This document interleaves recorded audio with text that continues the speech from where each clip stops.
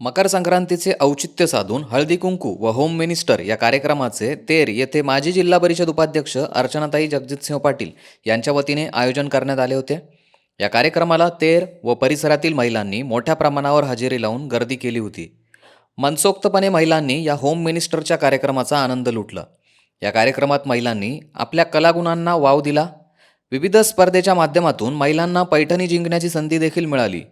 Lucky draw स्पर्धेत प्रथम क्रमांकाची पैठणी प्रियंका राऊत यांनी जिंकली, तर विविध स्पर्धेच्या माध्यमातून दीपाली रमाकांत ढगे, पुष्पा झिजे, सविता घोंगडे, प्रमिला आगलावे, सुचिता साळुंखे, अनुजा भोरे या पैठणीच्या मानकरी ठरल्या। तर अर्चना घोडके यांना उत्तेजनार्थ बक्षीस देण्यात आले।